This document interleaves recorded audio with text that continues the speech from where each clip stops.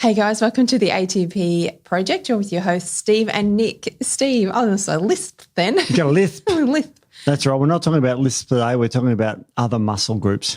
We are talking about other muscle. I don't know what's going on. We're talking about this sort of stuff. My guns. Oh, no, they're huge. How's that? Steve, How's that, ladies? Get a close up of blotting that. out the sun, Steve. Look at that. 56-year-old muscle there. Yeah. No, it's pretty shit. But I want to build more muscle, Nick. So what are we talking about today? Well, we're kind of talking about the role of nutrition in building muscle. Ooh. And then also things that can impact that. All right. So we're talking about protein timing around training and muscle protein synthesis and all of that sort of thing. So because the old thing was just exercise hard and eat loads of protein. It's more complex than that. It is more complex. And most people want to get the most out of their food and so we're talking about timing when to eat. And so we're talking about what can harm your progress to build muscle. And yes, not exercising is one of them. We're talking about the things that you may not be aware of that are harming your muscle growth. It's really we're talking about mammalian target of rapamycin complex 1. Yeah. So if you think you know all this, you don't. This is really important stuff. Yeah. Talking about the thermic effect of food, all sorts of things. But just a bit of an overview, a bit of a 5-second. Now, you're a naturopath, Nicole Brown, naturopathy, you practice naturopath. But in another life, what were you, Nick? I was a personal trainer. Yes. And I used to do body sculpting. I don't think it's called body sculpting anymore. What's it called now? I don't know because they've got fitness. They've got so many different categories now. They've got the fitness category, the bikini model. I think it's probably more equivalent to maybe fitness, I guess. It was where it went off back in my day. Sounds so old. It was literally bodybuilding or body sculpting. I am old. Yeah, thanks, Steve. There was 2 categories for women. So body sculpting and bodybuilding. So I was in the body sculpting division. And what does that mean? Like, what were your aims were to get bigger, but not super big? Yeah. So you didn't. So what they would do, because they'd sort of assess you on the day, and if you were quite very muscular, they'd push you into the bodybuilding category. Oh. So you have to be it's essentially like, I used to explain it as it's the same as bodybuilding, but you're a bit smaller. So you still have to get quite. You have to get quite muscular. You have to get very lean. You have to cut right down, and so it's just a smaller version than bodybuilding. But the fact is, you know all about bodybuilding and putting on muscle and all this sort of stuff. Yeah. And as a naturopath, that's a really nice balance because, you know, I never did in personal training in my naturopathy days. Obviously, look at me. But we learnt about the physiology of muscle now. But you take it one step further, which is really impressive. So today we're going to be talking about, you know, basically food balance. But what give us an intro to this? Like what are we going to talk about today? Well, I mean, we could sort of because we're going to be talking a lot about protein muscle synthesis. So I thought we'd just give a quick summary of what protein muscle synthesis actually is. So people, if anyone doesn't know, I mean, our audience probably most of them do know. But look, I have a lot of clients that listen to the podcast that are not from the fitness world. That's right. You know, they're still learning. So protein muscle synthesis. So basically, it's just a process of the body's way of building muscle. Yes. So it helps with growth and repair and that sort of thing. So basically what happens is that your cells take up amino acids and then they string them together into new proteins, which actually helps to build muscle, build and repair. So, you know, when we lift weights and train, we create micro tears in the muscle. So then what happens is we then have nutrition that comes in, we grab the amino acids, we build the new proteins, repair the muscle, makes them bigger and stronger, essentially. So essentially it's just how we grow muscle. It's one way of how we can stimulate muscle growth. And we don't grow new muscle cells, they just get bigger. Yeah. Like our fat cells. That's right, yeah. Mine are really lean, my fat cells, but most fat cells, you know, you don't get more of them. There is some conditions where you do get more of them, but we're talking about making the muscle cells bigger. Yes. Because so what happened to me this morning? You go into the gym, I did legs, which sucked, and so all right, so I did legs. I did let's assume I did the right exercises. I don't squat anymore. So what would be some of the tricks? Because all right, we know to go to the gym, and then what? How does nutrition play a role? Or what would be an ideal thing to do to maximise our time at the gym? Okay, so you want to get your pre and post workout nutrition on point. Right. Because that will help with that protein muscle synthesis. It helps to grow the muscles. I'm getting my wallet out, Nick. I've got a gold card I can spend and eat, and I'm completely compliant. So I do whatever. You mentioned pre and post. What about what would you do pre-working out to grow muscle?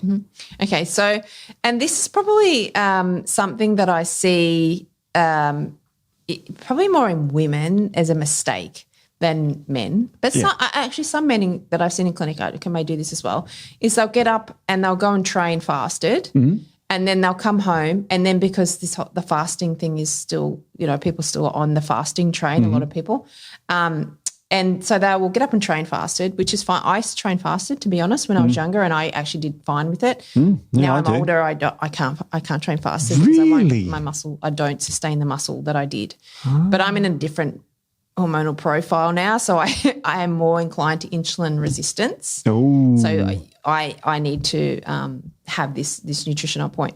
So they'll train and they're fasted, and then they'll come home and they might go to work and they might eat at maybe 10 or 11 o'clock. Because fasting we've done podcasts on fasting. There's some benefits for this sort of thing, but not for muscle building, is there? No, it can be quite detrimental to building muscle. Yeah. So what happens is the nutrition, so the proteins, the amino acids, what actually, as we said, stimulate this muscle protein synthesis, and also sugars are really important as well. So wow, sugars are important. Yeah, sugars are really important. So pre-workout basically, and it depends where you're sitting. So as I said, some people can go and train fasted. Yeah. When I say train, let's obviously point out that we're focusing on resistance training at the moment, not so much cardiovascular, because we're looking at building muscle.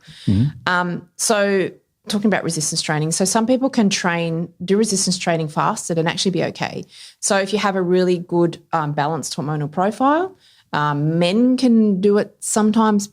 Well, actually, men can always do it a lot better than women because women have cortisol spikes and things like that, which then impact their ability to, have all these mechanisms switch on. Right. So cortisol, that's we've talked about that in podcast before. Tell us about cortisol with regards to muscle building.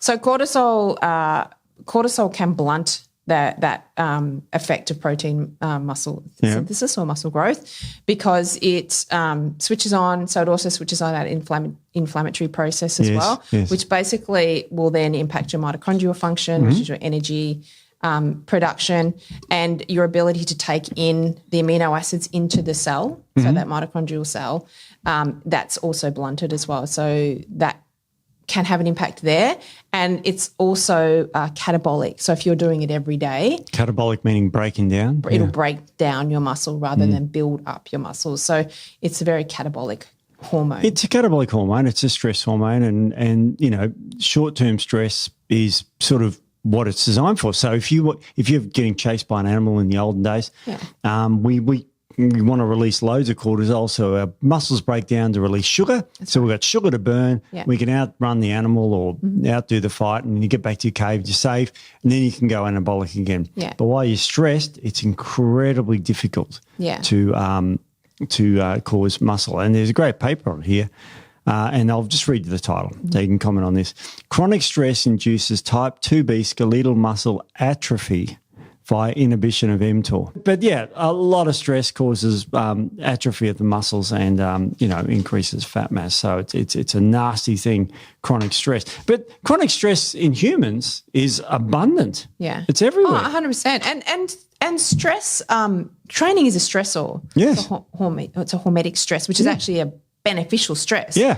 It's short term, it's acute stress. It's when you're going in chronically stressed, and then you're trying to train, and you already have chronic cortisol issues that you are quite catabolic state anyway, which doesn't help. So, but you did mention mTOR, Steve. So I did mention and I know mTOR. we've talked about mTOR so many times. We have. Just do a really quick summary. But we're talking about muscle building. It's got to be mTOR's well, part that's of right. this. It is mTOR. So it's short for mammalian target of rapamycin, or mechanistic target of rapamycin. Yeah, it's both. However you want to say it.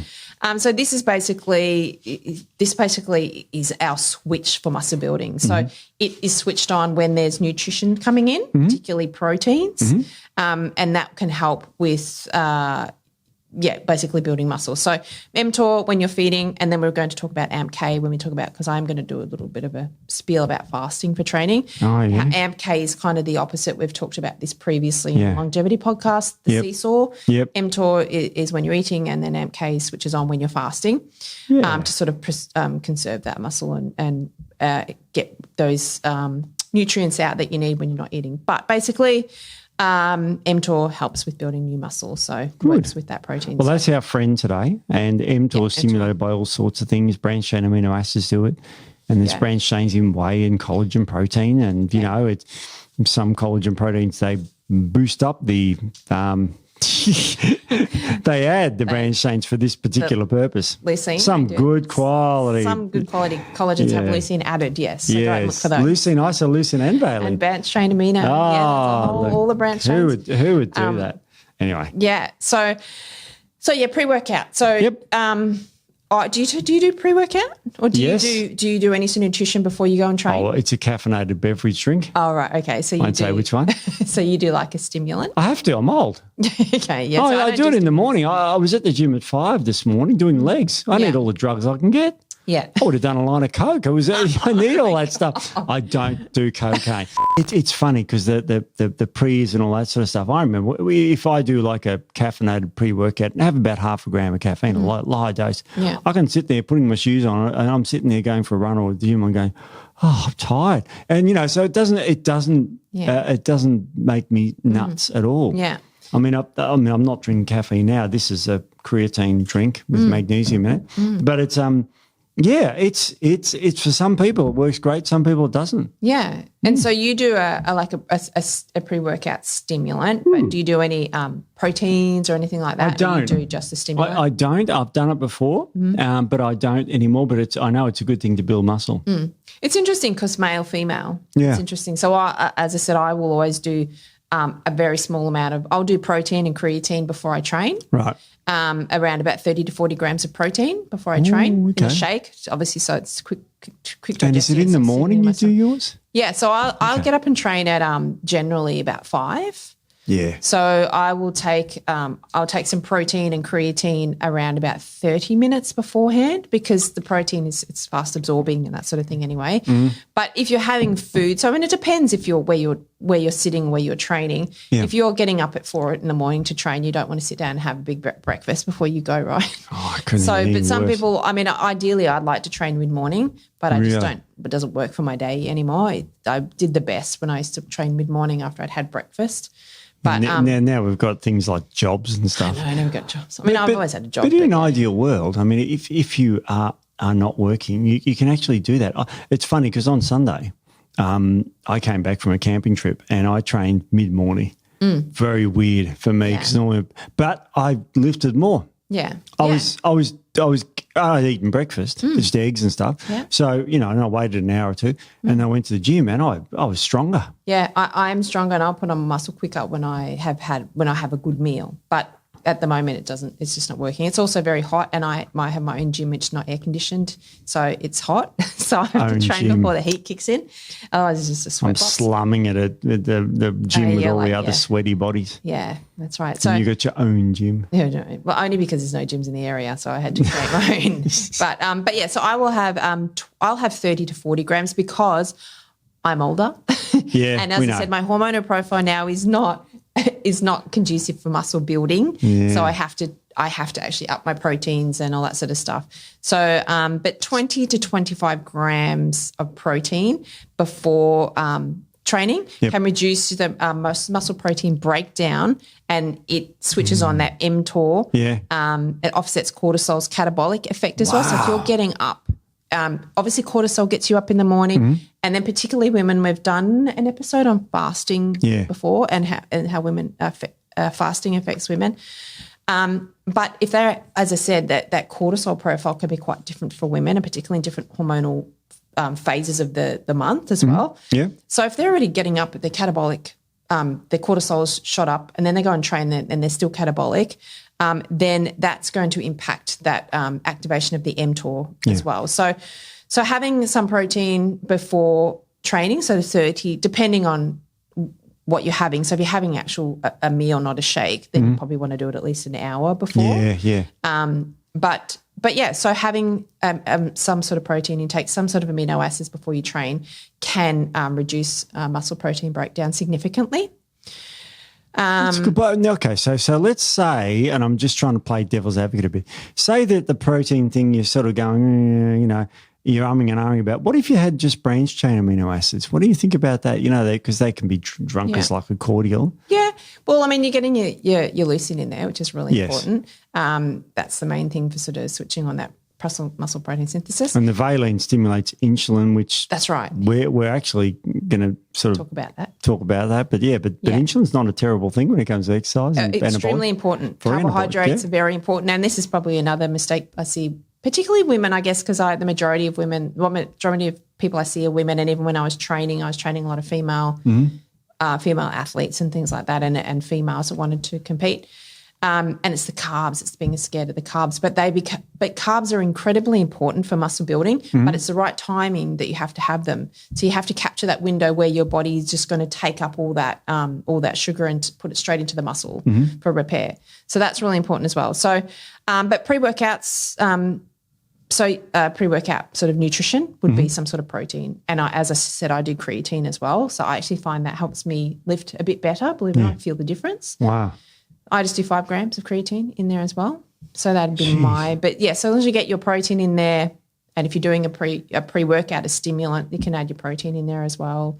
So that's for the average person. Obviously, we're not talking about bodybuilders, professional, that sort of stuff. That's a whole different story. So that's where you want to start pre-workout. And then post is really important as well. All right, what do you do post-workout? Just eat my eggs. Oh, do you? I don't have bacon with it a bit. I just have 4 to 6 eggs, usually 4 eggs a day. I know I'm going to die of cholesterol, but I think we've done a podcast on that, so I'm not going to die. But that's what I typically eat afterwards. Yeah. And to me, it's fine. I used to years ago have cereal. I mean, many years ago. But that's what I eat. So I'm trying to keep muscle. I'm not a bodybuilder. Yeah.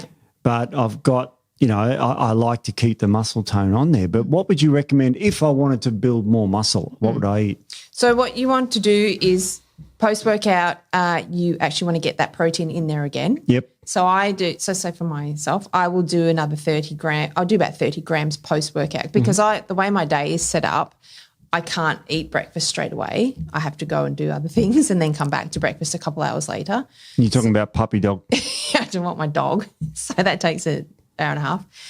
So I finish training and then I go and walk the dog. Wow. So then I come back and have breakfast after that. But I always come back after training and I have another 30 grams of protein and I've started adding another 5 grams of creatine. So I'm having 10 grams of creatine a day. Wow, for a different reason. I'm playing around with some studies that I saw. So for different benefits. But let's talk about that because this is part of this topic. I know I know we were talking before this about how much creatine you're on. I always recommend 3 to 5 grams, and you're now on 10. On 10, yeah, because I have seen studies, and maybe we could get a chance to do another podcast on this study. But there's a new study that's coming out that's showing that you really need 10 grams of creatine to get the effects for the brain health effects that we've talked about in like the creatine podcast and things like that. So I wouldn't do 10 grams in one dose. No. It's too much. It can be too much for a lot of people, but I split it now, and I've actually found in the last couple of weeks, I think sounds stupid, but my muscles seem a bit harder. And it's funny because I'm looking at your arms and they look big, but they always do to me. You've got really... That's why I always hide them. Don't hide them. I've just been flashing my bicep on camera. But my arms always get a bit big. But that's remarkable. So you're having protein before exercise, which is interesting because that'll change a lot of people's mind, because a lot of people say, I'm going to try and think of the listener. I don't want to eat before exercise because I want to burn more fat. But if you're just having protein, you're not having sugars and you're not having cereals or anything. So no.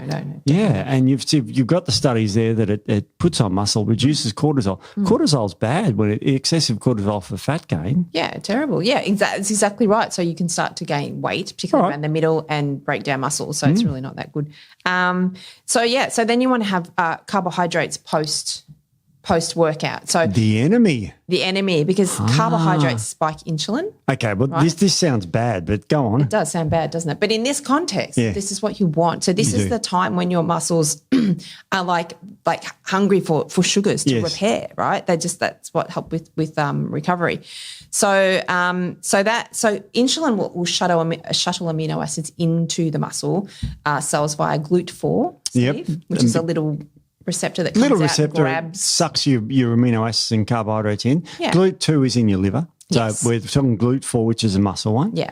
So all right. So I get it. So we've had our 20 grams of protein before we exercise. Something not going to fill your gut up too much. Yeah. Exercise. Then you're going to have a larger amount of protein and carbohydrates. The GLUT4 transporters translocate to the muscle cell wall to grab things in. Yeah. Which is what you want. That's right. Yeah. Because you've just damaged your muscles. That's right. Because going to the gym is catabolic. It is. You know? You're breaking your muscle tissue down. Isn't that weird? Yeah. So then this helps build it all back up because that's the whole point of it, right? Recovery. Yeah. Recovering stronger. So because people think go to the gym and you build muscle. Yeah. You go to the gym and you break down when you're actually in there training the muscles, you're tearing them, breaking them down. So so that's the nutrition around that is what actually is. That's how important it is. Up again. It is super important. And that's where I think a lot of people go wrong, because nutrition is huge when you're talking about muscle building. So insulin, really, really important. And that's why, after you've eaten, we talked about insulin resistance and things like that. Go for a walk or do something because it helps to pull that insulin into the muscle and utilize it. So, I mean, your muscles are like the best sort of, I guess, container for insulin. Like they're very metabolically active, very metabolic. So that's why people who have more muscle mass have a lot better insulin sensitivity because the muscles are sucking it all up. Oh, yeah. So there was a 2023 study in the Journal of Applied Physiology, 2023, that showed that 0.5 grams per kilo of carbohydrates with 25 grams of protein post-workout increases muscle protein synthesis 15 to 20% more than protein alone. Wow. So therefore, if I have 40 grams of carbohydrates, I'm 80 odd kilos, and I have 25 grams of protein with it, you get vastly more muscle synthesis. Yeah. Isn't that incredible? Yeah. So that's, with any type of sugars. So glucose is a really good one. So I've got this cool story. Nick, you're blowing everyone's mind. You're saying glucose is good, insulin's good and all this, but you're right. Yeah. There was a guy when I used to manage a big place down in Melbourne, a big organic place, and there was a guy that used to come in and he was ripped all the time, like really big guy, ripped. Yeah, completely. It was like no distinction. Yeah, there's no distinction. Yeah. And he'd buy a 1 kilo bag of glucose every week. Every week. The glucose is simple sugar. Simple sugar, yeah. So and he was ripped. So really, really beneficial in that window. But if you miss the window, then it's not good at all. No. So then we go back to, well, the sugars aren't good. So you so you want to replenish that glycogen. You want to, get those amino acids in there. Your muscles are like a sponge at this point in time. They're going to soak it all up and utilize it and help with that repair, repair the micro tears. And then obviously as soon as you knit something together, it gets stronger and it gets bigger. Yes. And that's the whole premise of the building the muscles. So very interesting. So having sugar before bed's not good, for example. No. So it's all about time, isn't it? It's not about what you eat, it's when you eat and what you eat. That's right. Yeah. Wow. Yeah, so glycogen replenishment. So resistance training depletes muscle glycogen by 20 to 40%. Wow. So you made a hole in your muscles basically of energy. Yeah. So next time you go to the gym, if you don't replace it, you're going to be weaker. Yeah, exactly. So it reduces the energy that you need for that muscle protein synthesis. So they restore glycogen levels. So which helps with the maintaining your ATP, which is your energy, so you can actually continue with the workout. Good. So you just remember glycogen is stored carbohydrate in your muscles and your liver. Yeah, and low glycogen can actually impact mTOR's activation as well. That's a growth one. Yeah, exactly. So really important to get that sugars in there. So pre and post workout. So some people have carbs before a workout as well, and it depends where you're at. So I mean, if you're lifting super heavy and you're a bigger person and you quite don't have a lot of body fat on all that, and you've got good metabolic balance and that sort of thing. Carbs beforehand, they can be really good. So so they will actually help to spare amino acids for muscle protein synthesis rather than energy. So you're getting that full effect of the amino acids. So really important. And then we've got fast versus slow carbohydrates, Steve. Okay, but So explain. fast digesting. So those high GI carbohydrates, so Glycemic dextrose, index, yep. white rice, that sort of thing, they will spike insulin quite quickly. Which is, for the average pundit who doesn't exercise, really bad. Really bad, yeah. But when we're talking about post-exercise, it's really good. It's really good, yeah. Wow. Yeah, so it gets the glycogen back in there really quickly. Yep. Boost your muscle protein synthesis. So there was a study, 2023 study in nutrients, actually. Sorry, to 2024 in nutrients. Yep. That's found that 50 grams of dextrose outpaces oats by 10% in acute recovery because it's a fast digesting carbohydrate. So it gets in there much quicker. Yeah, okay. Yeah, oats, sweet potatoes and things like that are more for your steady glucose uptake. So they're better for energy sort of sustained energy rather than spiking your insulin. So fast carbs post-workout and then your slower digesting carbohydrates outside of your workouts is what and it's really not, need to look at. remember, it's not like simple sugars and that sort of thing because simple sugars like fructose has got a glycemic index of 20. Yeah. But glucose have a glycemic index of 100. Yes. Because by definition it's 100. Yeah. So if you can have something that's high in glucose, then you're going to be better off, like maltodextrins, those sort of rapidly, and dextrose, as you said, don't have fructose No. because that slows down. Yeah. Isn't that amazing? And what I will say, if you're somebody that's just sort of training not super hard, you're not lifting really heavy, so you're not really breaking down the muscle significantly, then I would probably skip the carbs, to be honest, and just stick with a bit of protein to begin with. And then as you start to get, lift heavier and do more damage to the muscle, then this really can be really beneficial.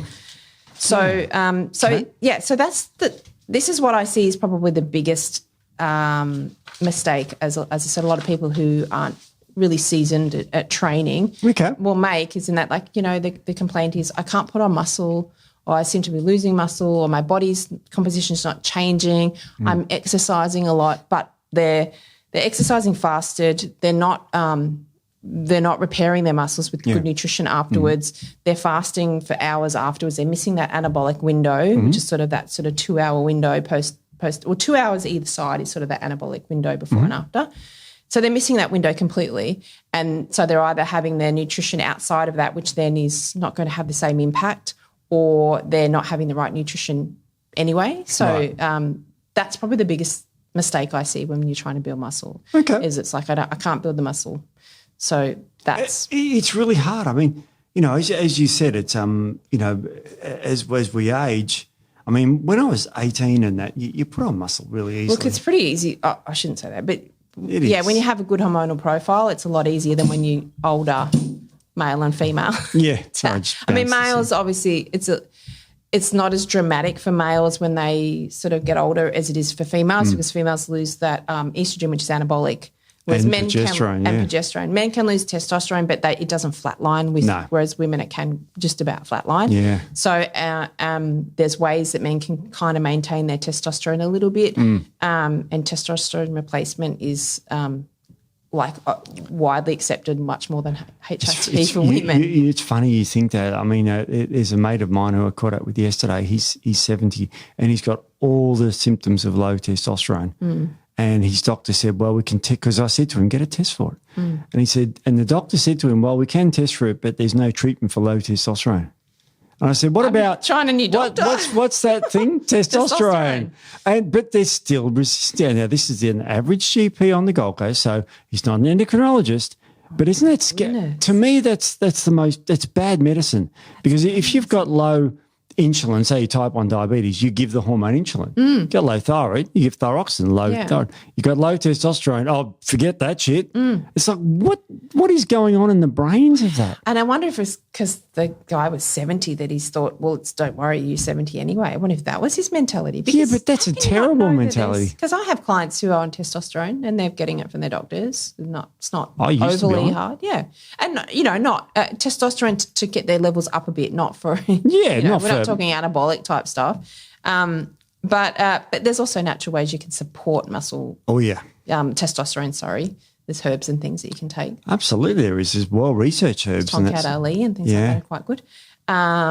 So what was I saying? Men, they still have that reduction in their anabolic hormone. Women, post-menopause, they lose that anabolic hormone pretty much altogether, and they switch to more of an insulin resistance picture, which is why they put the weight on around the middle. They say, I can't lose weight. I haven't changed anything and I'm suddenly putting on weight because of that insulin issue. So, and the loss of that anabolic stuff. So you have to switch things around and you have to go harder. And that's why women, and this is probably really common in postmenopausal women, because they say, I'm putting on weight, I've got to eat less and exercise more. So they'll exercise fasted and they'll lift weights fasted and things like that, which is the worst thing they can do, because already their cortisol is really dysregulated, which dysregulates their insulin. So you've got to be really, really on point with that nutrition. Okay, I'm going to try and play devil's advocate now. Women, let's say I'm trying to think what women are thinking out there, which is impossible. But women may say, but I don't want to look like a man or have too much muscle. Do women still say that? I don't know. I think I have had a couple of clients. Really? Yeah. They say, I don't want to lift too heavy because I'll get bulky. So you don't. I won't get bulky. You won't get bulky, I guarantee Good luck to try and get bulky. Unless you have high testosterone, and I have had a couple of female clients in the past that had high testosterone, not PCOS or anything, but high testosterone, and they did put on muscle quite easily. But they still weren't hugely bulky. No. Because you still don't have those. You need pretty high levels of testosterone. And if you look at all the female bodybuilders and things like that, look, they're not natural. Let's be honest. Oh, they're not natural ones. But the natural female bodybuilders look so attractive. Yeah, so they've still have that feminine quality. They're not hugely bulky. So I'm talking about the big bodybuilders. But you don't get bulky. I mean, you can lift super heavy and not get bulky. Yeah. It's not going to happen. It's not going to happen. I mean, you need to be eating a heck of a lot of calories as well, and women aren't going to be eating 5,000-6,000 calories a day to put their muscle on. So, so what about fats? Because we've talked about proteins and carbohydrates. Fats. So this is another area. So fats, super important, but you don't really want to have your fats around in that anabolic window. Really? Yeah. Okay. So, so obviously we need fats. So fats help with our hormonal production, so testosterone, growth hormones, it helps with anabolic signaling and all that sort of stuff. So you don't want to have a low-fat diet, obviously, because you want to maintain levels, and we've talked about low-fat diets and cholesterol and sex hormone production and that sort of thing is really important. So it's really important, but you don't want to have too much fat after you train, because that will actually blunt that our muscle protein synthesis. So high fat with protein, it slows gastric emptying. Yes. So it delays that amino acid delivery where it needs to go. And we don't want that. No, we don't want that. We want the amino acids just... Yeah, sometimes during the day you want to delay gastric emptying so you feel full longer. That's right. And that's where some of the more popular drugs are actually at the moment, GLP-1 agonists. Yeah. But at that time, you want the sugars and you want a high GI and a high PI protein index, if I'm making that one up. Yeah. But you want it in there quickly. Yeah, which is opposite to the thinking that we've all been taught. Yeah, exactly. So fast. So there was a 2024 study from the Journal of Physiology. Physiology, yeah, it's a good one. That high fat with protein slows gastric emptying. It can blunt the acute muscle protein synthesis post-workout. So 20 grams of fat with 25 grams of protein post-exercise reduces peak muscle protein synthesis by 10 to 15%, which is it's enough. It's enough. You don't want to don't want to impede that. I'd say, especially when you eat your fats another time of day. Yeah, exactly. So you have your fats at different times of the day. So I play around now with more a protein and carb together, or a fat and a protein together. Yeah, not so much a fat, a protein, and a carb. Obviously, depending on what your goals are, not for the average person, but separating them a little bit. So, but definitely around your training, you don't want to have too much fat. A little bit of fat is okay, but not too much fat. Your omega-3 fatty acids and all that sort of stuff are really important because they help to reduce inflammation and that sort of thing. But again, you don't want to have anything that blunts that sort of inflammation post-workout, like your fatty acids, like your omega-3s, your vitamin Cs, your glutathiones, and anything else that's an antioxidant and inflammatory curcumins and things like that. Isn't it weird that the inflammation and the oxidative stress actually benefits you at certain times? That's right. Isn't it like you're screwing with people's minds now because you want high GI, sugary, inflammatory, oxidative post-exercise? Yeah. Yeah. So you want that inflammation. So I always separate my antioxidants and things like that by about three hours after training. I agree. That sort of thing. Yeah. So I think that's really important. Wow. So fats I kind of keep away from a little bit, but a little bit of fat is not going to be a big issue. not too much. Okay. Yeah. So that's the fat thing. All right, that's very interesting. Yeah, and then we have some nutrients, like as in micronutrients and vitamins, that can be helpful for muscle protein synthesis. Give me all the cheap things I can. What can I do to build my muscle? What supplements do I need? So vitamin D. Yeah. Yeah. Really vitamin D good. actually can be quite good for it helps with amplifying that muscle fiber sort of repair and that sort of thing. So vitamin D, it binds to certain receptors in muscle, so it enhances that mTOR. So basically helps with signaling and gene expression for protein synthesis. Good.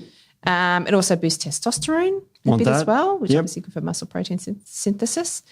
And there was a study in the Journal of Applied Physiology 2023 that found that 2,000 to 4,000 IU a day of vitamin D increased muscle fibre size by 10 to 15%.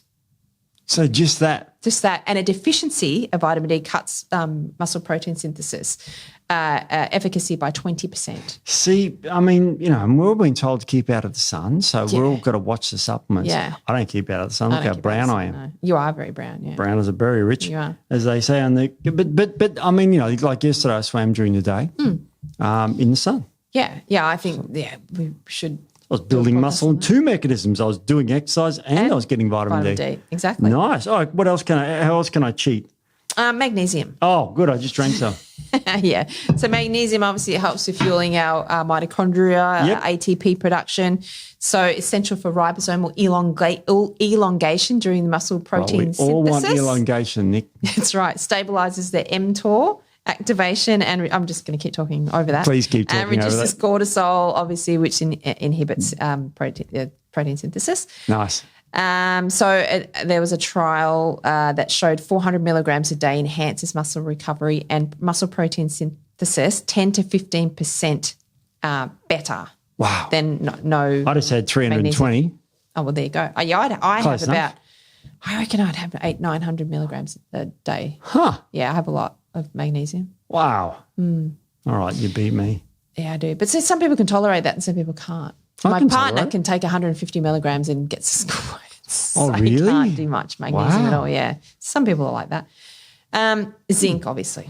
Now, zinc's good for many reasons. It's good for your immune system. It's good for your skin, good for your but muscles. Let's just screw those other benefits. What else? So it supports testosterone synthesis. We want that. Definitely. I want that. It acts as a cofactor for enzymes in protein metabolism. It also curbs inflammation. Good. Which protects the mTOR production. So a 2024 study in sports medicine, 2024, found that 15 to 30 milligrams a day lifts testosterone 10 to 20%. Good, because I take 30. Muscle protein synthesis. There you go. I'm low. Yeah, I think that 30 is a good sort of daily amount. Or daily or every other day. Now there's a few studies coming out saying that every other day dosing of zinc actually absorbs a bit better. Okay, yeah. But I mean, if you're like going, iron. but if you're on a 20 to 25 grams, it's a bit, it's an average dose. Some people are taking 50 milligrams. That's And what happens if you take over 40 a day? Over 40 of zinc. It depletes copper. Yeah. Yeah, that's true actually. So that copper zinc ratio needs, I sometimes will measure that. You can measure that on a blood test, your copper zinc ratio. Yeah. So yes, too much zinc can actually blunt copper. Copper's an interesting mineral. It's an antioxidant. Yeah, too much of it's bad. It's a hard one because I would never prescribe copper because you can get it through food and you only need a very small amount. And I years ago, before I was even a naturopath prescribed copper for me.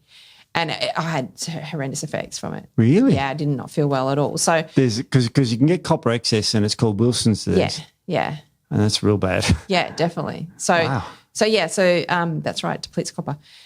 So zinc, B6. B6, good Vitamin for B6, women's really good. hormones and all that crap. What Really else? good for a lot of different things. Helps convert amino acids into usable forms. Wow. So leucine uptake via transamination supports glycogen breakdown for muscle protein synthesis. Energy. So there was a study that linked 2 to 3 milligrams a day to 10% higher muscle protein synthesis efficiency with protein intake as well. Yeah. And then deficiency slowed amino acid Small recovery. dose, that B6, but Yeah, it's a small dose. okay. And what else can we take for our energy and muscles? Iron, obviously. Iron. Oxygen, obviously, oxygenation, Yeah. energy delivery as well. Delivers oxygen to muscles for ATP. Obviously, we want to have as much oxygen delivery to our muscles as possible. Supports mitochondrial function, obviously. So there's some nutrients.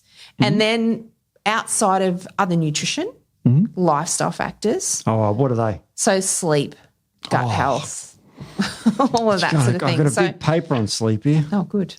No, it really was incredible. I mean, sleep deprivation, just to give you, increased cortisol by 21% and decreased testosterone by 24%. Yeah. Guess how many nights that was? One. Yeah. One deprived sleep screws with your hormones like that. Yeah. It's remarkable. So, people in the old days, we still stayed up all night and partied on. It's like you're screwing yourself. Yeah, it's not good. And not in a bad way too. It reduces acute sleep deprivation, reduces muscle protein synthesis by 18%. This is published in The Effects of Acute Sleep Deprivation on Skeletal Muscle Protein Synthesis and the Hormonal Environment. And this was published 2020. So, it's like you go to sleep to build muscle. Well, and you produce your growth hormone overnight. Yeah, you do. So if you're not sleeping, you're not producing as much growth hormone either. As you said, you're dysregulating your cortisol. So you could be getting up in the morning and taking your pre-workout, your pre-training nutrition, your post-training nutrition, eating really well all day, sleeping like crap. Yeah. There's no point. It's you going could be to cancel out the rest of the stuff. You take all your nutrients. Forget it. If you're not sleeping well, then it's going to impact that ability to build muscle. Yeah, so sleep, gut health obviously is another big one. Any inflammation, any dysbiosis creating inflammation is going to be a factor as well. Yep. And then chronic stress, for the same reason, the cortisol issue as well. You become quite catabolic. So all your lifestyle factors have to be on point. There's no point doing all your pre and post nutrition and then the other lifestyle factors are all out the window. And then a bit of nutrients helping as well. And then obviously creatine is important to have in there as well. I prescribe creatine for many different reasons, but for muscle building, 100%. That was in my drink too. There you go, creatine. Yeah, we had some creatine before. I got we pocket full of did. creatine. So that's all really important. And so then what about fasting? Muscle protein. Fasting, all right. But let's go to 16-hour fasting, which is what, just eating for 8 hours. It's a common thing. What have you got on that? Yeah, okay. So say 16-8 or prolonged, which is more than 24 hours, is they look at that for fat loss, metabolic health, which is great. Has really good benefits for metabolic health and all that sort of thing. Good, yep. But muscles, we're all about muscles. So. Yeah. So what's its impact on muscle protein? Yeah. Protein synthesis. I can't say that word. MPS. That's right. MPS. I'll say that. So the activation of AMPK. So that is what we talk about is the opposite side of the seesaw to mTOR. It's the yin and mTOR yang. That's right, the yin and the yang. So it basically switches on when it senses low nutrient intake, so basically fasting and that sort of thing. So that will actually switch on and then draw nutrients out of the cells to actually utilise. So without amino acids from food, the MPS drops, muscle protein synthesis. Yes. So obviously no leucine, which is, the amino acids trigger that mTOR production. So muscle protein breakdown rises to supply amino acids for energy. So this is another thing, which I probably didn't say is another mistake, is obviously the under-eating is a big part. And we will talk about calories. I think we'll quickly cover that.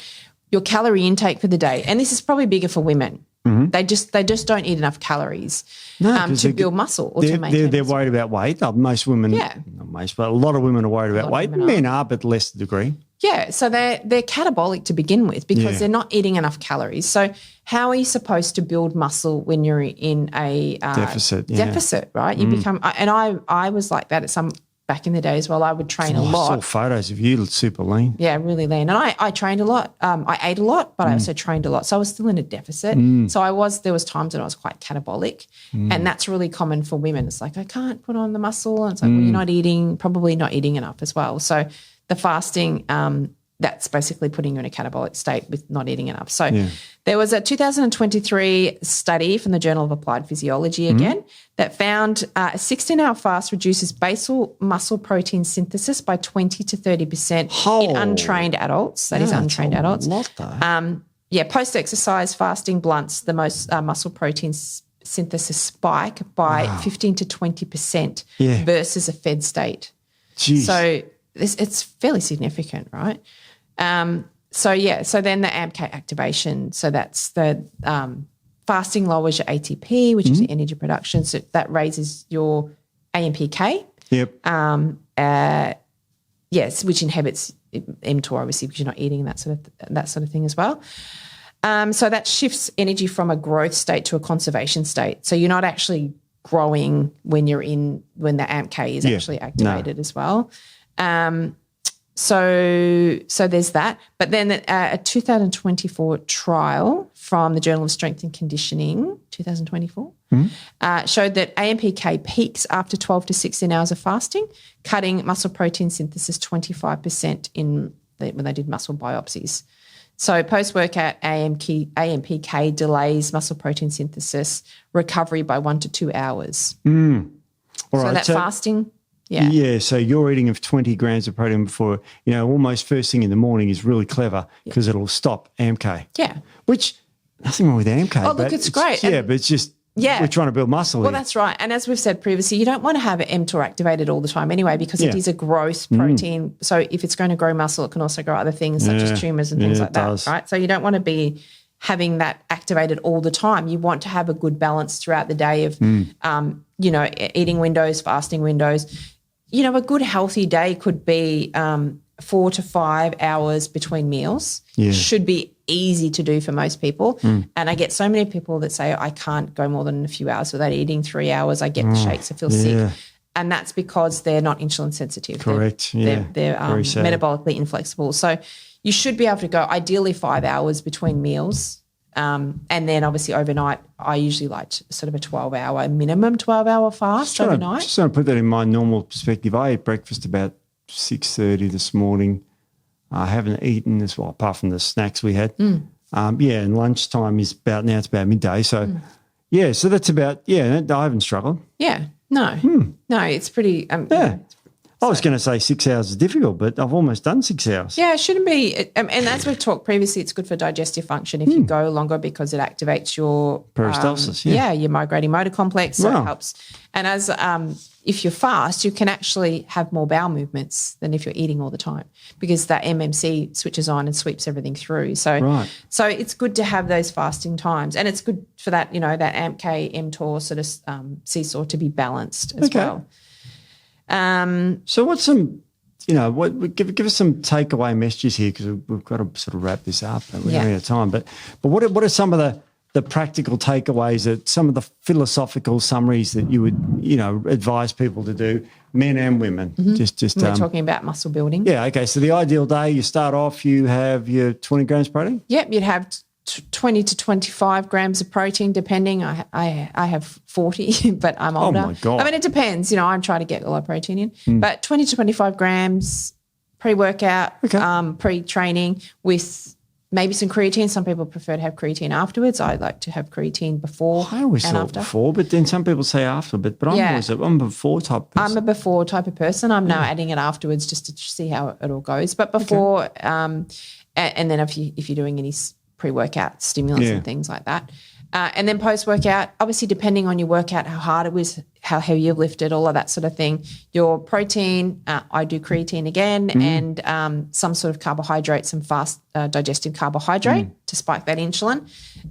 That's sort of ideally what you want to do around your training. And then you can have your breakfast after that, depending whenever that is. And then, throughout no snacking throughout the day. is obviously the best option.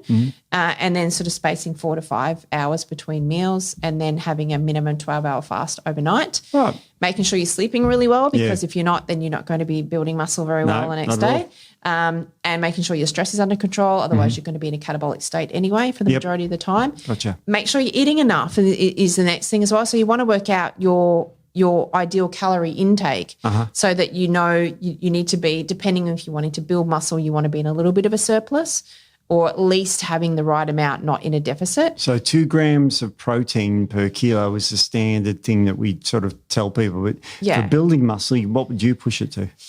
Up to 4. Yeah. There's a study at 4.4, and that didn't have any ill effects. Yeah. And I think we've mentioned this before, the older you get, the more protein you actually need. Jeez. So, I need tons of it. Yeah, same. Like, older females and males, you need more protein. So up to 4 grams per kilo of body weight, which can be quite a bit. And have a few carbohydrates, like high GI. Yep. After exercise. After your training, if it's heavy training, and then, particularly for women, carbohydrates throughout another time throughout the day. I usually say to women, either have a carb in a meal, or don't have to have your complex carbs in 2 meals if you're living a sedentary lifestyle outside of training. So I train and then I sort of sit all day with clients, and then I'll exercise again in the evening. Oh, do you? Yeah. So I will have carbohydrates for breakfast. I have a smoothie, so I have my berries and things in there. So there's carbs. Yeah. So there's carbs and things in there. Yeah. My lunch generally doesn't have any complex carbs in it. It just has some proteins and some vegetables and things like that, and a little bit of fat. And then dinner can be carbohydrates, some like sweet potato or something like that, because that can help with sleep. So something like that for an older woman. Obviously, it depends purely on your lifestyle, your hormonal profile, where you're at, what you want to do. So some people need high carbohydrates, some people need lower carbohydrates, but you want to find your baseline calories intake anyway. So you sort of work on your basal metabolic rate. So there's a calculation called the Mifflin-St. Jean equation. Oh, you're making that up, aren't you? Which is 10 times your weight plus your height times 6.25 minus your age. Minus 5 times your age. Yep. Plus 5. Okay. And that will give you your basal metabolic rate. So according to that, my basal metabolic rate is 2,217.5. It's about right. Yeah, that's about right. Yeah. And then from there, you need to work out whether you have a sedentary lifestyle, active lifestyle. Yeah, and then from there, that's when you add on the calories in relation to your lifestyle. And you want to be in a surplus, so okay. Yeah, so for BMR, for your sedentary lifestyle, you times that by 1.2. I haven't got a sedentary lifestyle. No, you don't. So you would be moderately active. Yeah. Exercise. Oh, no, 3 to 5 days a week. Yeah, probably. So you times your BMR by 1.55, very active. So anyway, and that's how you will get basically where you should be sitting. And you don't do that if you're 20 kilos overweight. You don't kind of work it out on the weight. You work it on your lean weight, basically. So you need to kind of know where you need to sit calorie wise, so you know where to go from there. So I'm not big on calorie counting, but I generally tell clients when we're talking about weights and things, to track their calories for just a couple of days to get a metric of how much you're actually eating, because a lot of people either grossly overestimate or grossly underestimate how much they're eating. So, I have some people that say, well, I'm eating so much, and they're eating like 2,000 calories a day. I sent you a meme where this lady was saying she's only eating 1,200 calories a day, and they calculated it was over 3,000. Yeah. I mean, so people get it wrong. People get it very wrong. What I'd rather, after you do all this and calculate, also monitor your progress or regress. Look at your weight, make sure it's, your composition's changing, do those body analysis things. Yeah, I always say take measurements. Yep. I have started weighing myself again, only because I'm now doing a new thing. But I hadn't weighed myself in 10 years. I'm 78 kilos, so I jumped. So I said 80 to round off, so I did the maths in my head. Yeah. That's good. But and measurements as well. But you want to track that. So anyway, the whole premise of that was you need to know where you're sitting calorie wise, because that will dictate where you go as far as building muscle. So that's really important as well, as far as all the other things that we've said. Amazing, Nick, and love the tips. And that's about all we've got time for. So I'll see you next week, and we'll talk about some really weird autoimmune stuff. We will, yeah. All right, see you next week. Bye.